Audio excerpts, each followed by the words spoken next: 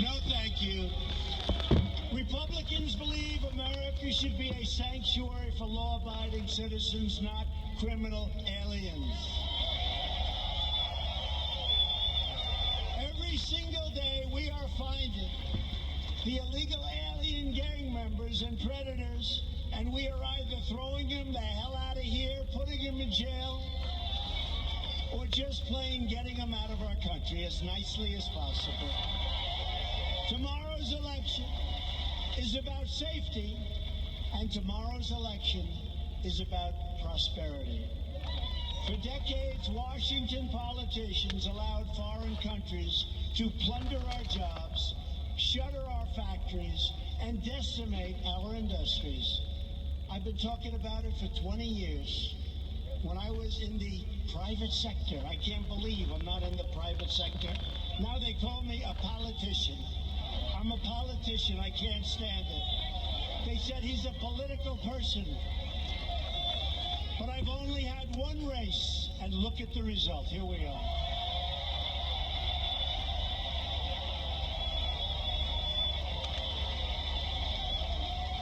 And we're only going to have one more race, and hopefully that result will be even better because we produce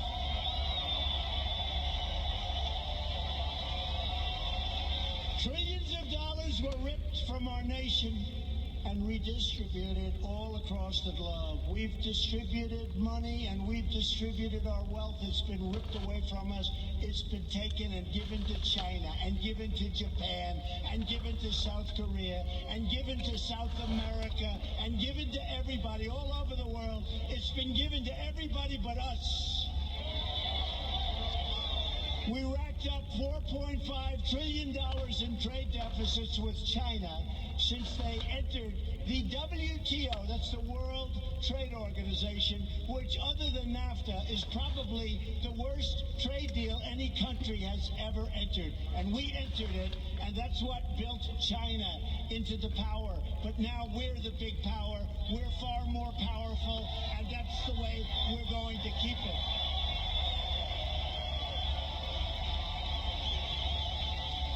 We had an annual trade deficit. Thank you.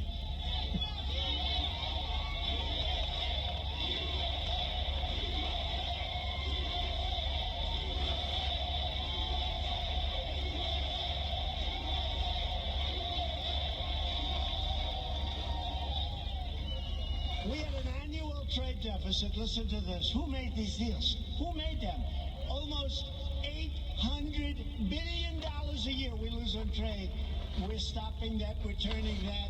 We just made a great new deal with Canada, with Mexico. But of course, they have to treat us fairly. Otherwise, we'll just tax their product when it comes in. You know that. You know that.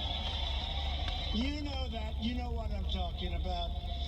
Entire nations were rebuilt at the expense of America's middle class and, frankly, at the expense of America's business. This massive transfer of wealth represented the greatest jobs theft in the history of the world. Greatest jobs theft. And you know what? I don't blame China, and I don't blame these other countries. I blame the leaders of the United States that allowed this to happen. Why shouldn't the other countries try and make these great deals that they've made? I told President Xi, it's over. I said it's over. But I don't blame you. I don't blame you at all. I wish we had people that did the same thing in reverse, but we didn't have those people, unfortunately. Here in Mississippi, you lost 4 out of 10 manufacturing jobs in the last 20 years alone. But those days are over. That's why you're doing so well now. And you do have a great, great governor, I have to say.